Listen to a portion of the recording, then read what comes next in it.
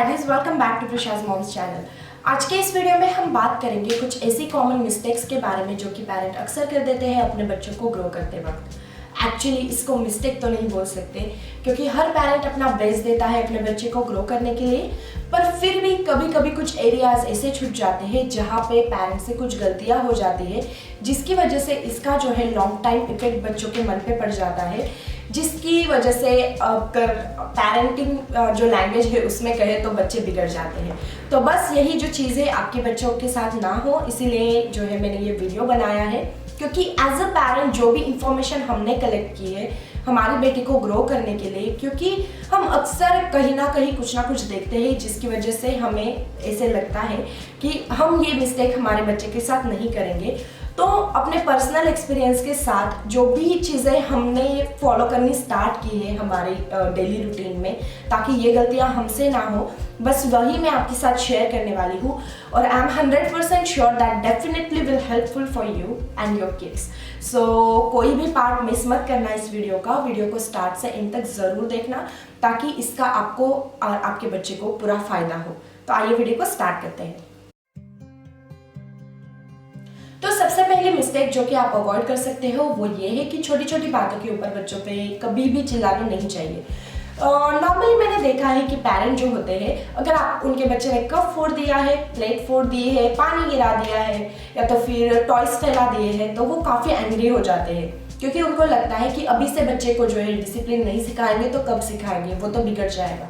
पर एक्चुअली इतनी छोटी बात पे जो है अगर आप चिल्लाते रहोगे तो उसको डिसिप्लिन नहीं लगेगी, आपके लिए उसके दिल में डर बैठ जाएगा, जिसकी वजह से अगर वो कोई भी मिस्टेक इन द फ्यूचर अगर कोई मिस्टेक करता भी है जिसके बारे में आपको नहीं पता है, तो वो कभी भी आपके साथ शेयर नहीं करेगा। और इसकी वजह से हम तो देखते हैं कि कितने सारे बच्चों को प्रॉब्लम्स होती है फ्यूचर में, क्योंकि आजकल का जो ज़माना है वो मॉडर्न लाइफ आ गई है, इंटरनेट, साइबर क्राइम, काफ़ी ज़्यादा चीज़ें होने लगी है। तो अगर आप बचपन से ही बच्चे के साथ एक रिलेशनशिप बिल्ड करोगे, अगर आप उनकी बात सुनोगे, अगर आज उसने जो है कप फोड़ दिया है तो आप इंस्टेड ऑफ गेटिंग एंग्री आप उसको ये पूछोगे तुम ठीक हो, तुम्हें कहीं लगी तो नहीं। तो इसकी वजह से आपके बच्चे को लगेगा कि उसके मॉम डैड को कप की नहीं उसकी चिंता है, जिसकी वजह से जो है आपका और उसका रिलेशनशिप बिल्ड होगा। और फ्यूचर में अगर वो कोई मिस्टेक करता है तो वो फ्रैंकली आपको आके बोलेगा, क्योंकि बचपन से आपने जो उसके साथ रिलेशनशिप बिल्ड की है जो वो काफ़ी ज़्यादा फ्रेंडली है और काफ़ी ज़्यादा केयरिंग है उसमें। तो इसी वजह से जो है कभी भी बच्चों के ऊपर छोटी छोटी बातों पे चिल्लाना नहीं चाहिए। आई नो आपके माइंड में अभी ये चीज़ होगी कि अगर उस बच्चे को सिखाएंगे नहीं तो फिर वो सीखेगा कैसे। ज़रूरी नहीं है यार अगर आप बच्चे पे के ऊपर चिल्लाओगे तभी वो सीखेगा। आप एक रूटीन भी बच्चे का बना सकते हो। लाइक जो टॉयज फैलाने की बात है, इससे पेरेंट्स सबसे ज़्यादा परेशान होते हैं। तो लाइक प्रीशा भी काफ़ी ज़्यादा चीज़ें घर में फैलाती है, पर हर चीज़ को मतलब सही करने का एक तरीका होता है। तो हमने क्या उसके लिए रूल्स बनाया है, अगर वो कुछ भी चीज़ें फैलाती है it's okay, let them play, क्योंकि बच्चे घर में रह के बोर हो जाते हैं। बस उस खेलने के बाद हम एक सॉन्ग चला देते हैं, वो खुद ही अपने टॉयज इकट्ठा कर लेती है। आई थिंक एक एक्टिविटी के वीडियो में मैंने ये डाला भी था, लाइक बिहाइंड द सीन में, अगर आपने पूरा वीडियो देखा होगा तो वो खुद ही से पैक अवे कर लेती है। तो इस तरीके से आप अपने बच्चे के लिए कुछ अलग तरीके से जो है रूल्स बना सकते हो, जिसकी वजह से उसको ये नहीं लगेगा कि आप उनको प्रेशराइज कर रहे हो। हर टाइम को हैप्पी मोमेंट आप बना दो तो बच्चे भी इजीली इस टाइम को एंजॉय करेंगे और उनका जो है एक रूटीन बन जाएगा, वो जो है एक स्ट्रक्चर में आ जाएंगे। तो यही जो है प्रॉपर वे है। और instead of punishing them for each and every reason, आप एक काम कर सकते हो, आप कोई भी एरिया सेटअप कर दो, उसको बोलो कि ये थिंकिंग कॉर्नर है, लाइक एक चेयर या तो फिर सोफे पे जो है एक कॉर्नर। अगर आपके बच्चे ने कुछ मिस्टेक की है तो आप उसको बोलो 10 मिनट जाके वहाँ पे बैठे और सोचे कि उसने क्या किया है। 10 मिनट बाद आप जाओ, उसको पूछो कि उसने क्या किया था और अब वो ये बात फिर से नहीं होनी चाहिए, इसलिए क्या करेगा। तो ये काफ़ी अच्छा वे है बच्चे से बात करने का, क्योंकि अगर आप इस वे में बच्चे से बात करते हो तो उसको भी लगेगा कि उसकी कुछ घर में वैल्यू है, और जिसकी वजह से एक्चुअली आपका रिलेशनशिप भी बिल्ड होगा, क्योंकि आप काफ़ी मैच्योर वे में उससे बात कर रहे हो। तो आई थिंक यही प्रॉपर वे है। तो इन फ्यूचर भी आपका बच्चा अच्छे से जो है उसकी प्रॉब्लम्स आपके साथ शेयर करेगा। उसके बाद जो सेकंड चीज़ है वो ये है कि create good memories with your kids.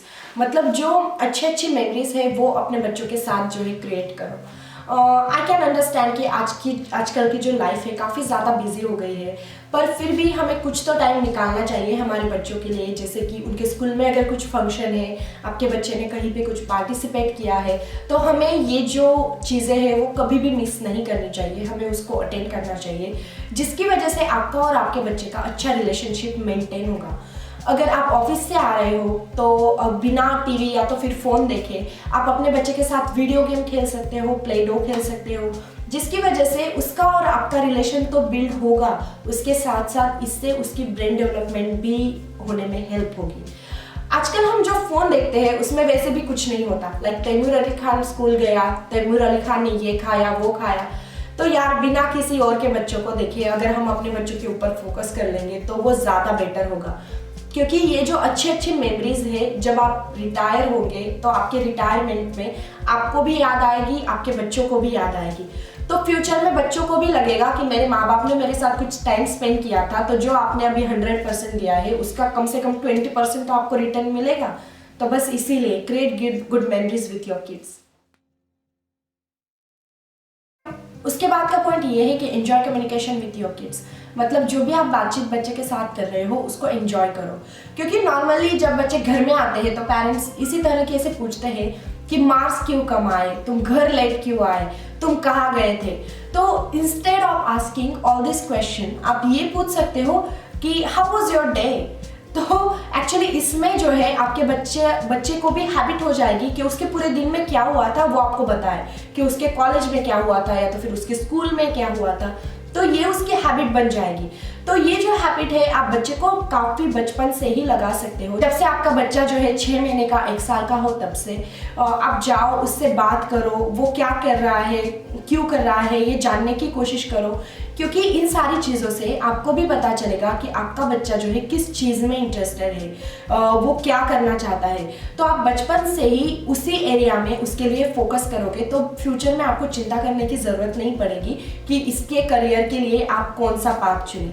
क्योंकि नॉर्मली 10-12 के बाद पेरेंट्स और बच्चों का दिमाग जो है ब्लैंक हो जाता है और वो हर रिलेटिव को पूछते हैं कि अपने बच्चे को क्या करवाए, क्योंकि बचपन से जो कम्युनिकेशन की कमी थी पेरेंट्स और बच्चों के बीच में, उसकी वजह से वो कभी जान ही नहीं पाए कि बच्चों का इंटरेस्ट किस में है, तो वो उस तरीके से जो है उनको डायरेक्शन ही नहीं दे पाए। तो बस यही चीज़ ना हो, इसीलिए कभी भी बच्चों के साथ कम्युनिकेशन की कमी नहीं रखनी चाहिए और जो भी कम्युनिकेशन आप कर रहे हो वो एंजॉय करना चाहिए। उसके बाद का पॉइंट ये है कि most of the parent don't like child opinion in their daily life. मतलब पेरेंट्स को अच्छा नहीं लगता बच्चों की जो बात है वो रोज़ की ज़िंदगी में सुनना। जैसे कि बच्चे अगर कुछ बोल रहे हैं तो पेरेंट्स सीधा मना कर देते हैं। जैसे कि अगर आप 2-3 साल के बच्चों के बारे में सोचें तो बच्चे कभी भी बोलते हैं कि उसको बाहर जाना है, उसको ये करना है, तो पेरेंट्स जो है उनको डांट देते हैं कि अभी नहीं।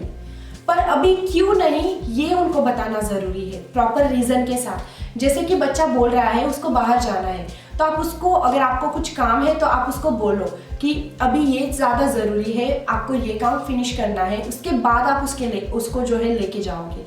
तो हर चीज़ को प्रॉपर रीज़न के साथ बोलना ज़रूरी है, ऐसे नहीं कि सिर्फ आपने ना बोल दिया, क्योंकि ये सारी चीज़ें जो है फ्यूचर में उसके ऊपर काफ़ी ज़्यादा इम्पैक्ट कर सकती है। और जो थोड़े बड़े बच्चे होते हैं जैसे 6-7 साल के, तो उनके जो डिसीजन है वो भी आप जो है सुनो। अगर बच्चा कुछ बोल रहा है तो उसको सुन लो, कभी भी उसको इग्नोर मत करो। जैसे कि बहुत बार होता है कि अगर हम घर में कुछ चीज़ खरीदते हैं तो कभी कभी बच्चे अपना ओपिनियन देते हैं, पर पेरेंट्स उसको सुनना ज़रूरी नहीं समझते। वो सीधा बोल देते हैं कि तुम बहुत छोटे हो, तुम्हें समझ में नहीं आता। पर एक्चुअली ये प्रॉपर वे नहीं है बच्चों के साथ बात करने का, क्योंकि बहुत बार ऐसे होता है कि बच्चे राइट भी हो सकते हैं। तो वो ऐसा क्यों बोल रहे हैं, क्या वजह है उनको ये चीज़ बोलने के पीछे। तो उसको उनकी बात जो है वो आप सुनो, कभी कभी वो भी राइट हो सकते हैं। तो इससे जो है उनको भी पता चलेगा कि जो फैमिली है उसमें उनके डिसीजन को भी जो है इम्पोर्टेंस है। तो इससे ये होगा कि जब बच्चा बड़ा हो जाएगा तो उनकी लाइफ में भी कुछ अगर वो डिसीजन लेगा तो वो आपको भी पूछेगा, क्योंकि नॉर्मली अभी पेरेंट्स को लगता है कि उनके बच्चे जो है उनको पूछते नहीं है, क्योंकि जब बच्चे छोटे थे तो कभी पेरेंट्स ने उनको इम्पोर्टेंस ही नहीं दिया, तो वो उनको बैक में कुछ नहीं मिलेगा। तो बस इसीलिए आप अपने बच्चों को आज ही से ये सिखाओ कि फैमिली में जो मेंबर है हर मेंबर इम्पॉर्टेंट है, उसकी एज इम्पॉर्टेंट नहीं है, उसका ओपिनियन इम्पॉर्टेंट है, जिसकी वजह से जो है बच्चों को ये हैबिट पड़ जाएगी और फ्यूचर में आप जितना अपने बच्चे को इम्पोर्टेंस दे रहे हैं उतना ही इम्पोर्टेंस वो भी आपको देंगे। तो काफ़ी ज़्यादा ज़रूरी है हर किसी का, मतलब हर बच्चे का जो है ओपिनियन डेली लाइफ में सुनना। उसके बाद का पॉइंट ये है कि parent doesn't like to discuss about the money with their kids, यानी पेरेंट्स जो होते हैं उनको अच्छा नहीं लगता बच्चों के साथ जो है पैसों के बारे में डिस्कस करना। यानी जब बच्चे छोटे होते हैं और वो कुछ चीज़ मांग रहे हैं तो पेरेंट या तो उनको खरीद के देते हैं या तो फिर मना करते हैं। पर एक्चुअली बात ये नहीं है, अगर बच्चा कुछ मांग रहा है, आपने एक चीज़ उसको लेके दी, सेकेंड चीज़ के लिए अगर वो रो रहा है तो उसको प्रॉपर रीज़न के साथ समझाओ कि आपको उसको सेकेंड चीज़ जो है क्यों नहीं लेके देनी है। बिल्कुल भी ये मत सोचो 2-3 साल का अगर आपका बच्चा है उसको समझ में नहीं आएगा, उसको सब कुछ अच्छे से समझ में आता है। यहाँ पे मैं आपको एक एग्जांपल देना चाहूँगी। एक्चुअली आज से 3-3.5 साल पहले जब मैं प्रेग्नेंट थी तब मैं शॉपिंग सेंटर गई थी जहाँ पे एक मॉम और एक डॉटर थी। तो उसकी बेटी ने मॉम को एक टॉय लेने के बोला, उसने सिंपली वो टॉय खरीद लिया, बस वही पे और दूसरा टॉय पड़ा था तो उसने बोला कि उसको ये भी लेना है। तो उसकी माँ ने उसको बोला कि वो उसको सेकेंड टॉय बाय नहीं करके दे सकती क्योंकि उसके पास पैसे है, पर उसको खुद के लिए और डैड के लिए भी कुछ चीज़ खरीदनी है। और ये चीज़ मुझे काफ़ी मतलब अच्छी लगी, क्योंकि जब उसकी माँ ने उस बच्ची को ये बोला तो उस बच्ची ने सिंपली बोल दिया ओके मम्मा। एक्चुअली इंडियन बच्चों में मैंने कभी भी ये चीज़ देखी नहीं थी कि बच्चे इस तरह से जो है आसानी से मान जाते हैं, पर एक्चुअली ये जो होता है ये हैबिचुअल होता है। अगर बार बार यही चीज़ आप बच्चे के साथ रिपीट करोगे तो थोड़ी दिन बाद उसको भी प्रायोरिटीज़ जो है वो समझ में आने लगेगी। तो ये चीज़ देखने के बाद मेरा जो माइंड था बिल्कुल क्लियर हो गया था कि जब भी मेरा बच्चा बॉर्न होगा मुझे उसको इसी तरीके से ग्रो करना है। तो ये काफ़ी अच्छा वे है बच्चों के साथ बातचीत करने का, बचपन से उनको ये सिखाने का कि कौन सी चीज़ ज़रूरी है, कौन सी चीज़ ज़रूरी नहीं है।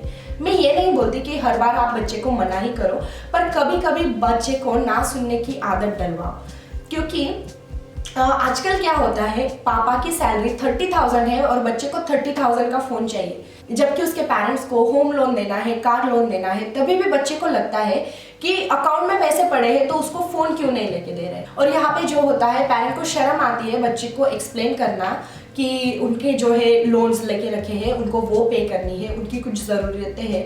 और दूसरी ये बात, उन्होंने बच्चे को बचपन से आदत डाल के रखी है कि उसको जो चाहिए वो देने की, तो ना तो बच्चे की कंडीशन होती है सुनने की, और दूसरी बात पेरेंट को शर्म भी आती है बच्चों को समझाने की।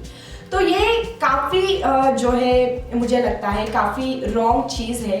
अगर आपका बच्चा अननेसेसरी डिमांड कर रहा है तो उसको ना सुनने की आदत डलवाओ, ताकि बड़ा होके ये सारी चीज़ें आपको फेस नहीं करने को मिलेगी। क्योंकि बड़े होके आप बच्चे को सीधा ना नहीं बोल सकते, वो एग्रेसिव हो जाएगा। और अगर आपका बच्चा बचपन से ही ये मनी मैनेजमेंट सीखा है तो ये चीज़ उसके फ्यूचर में भी काफ़ी हेल्प करेगी। लाइक अगर वो बड़ा होके अपनी खुद की फैमिली लाइफ स्टार्ट करेगा तो वो मनी मैनेजमेंट जो है वो भी करना सीखेगा। और ऐसा बिल्कुल मत सोचिए, ट्रस्ट मी, आप ये मत सोचिए कि अगर आप बच्चे को ना बोलोगे तो उसके दिमाग में बैठ जाएगा कि उसके माँ बाप ने उसके लिए अफोर्ड नहीं करी थी ये चीज़।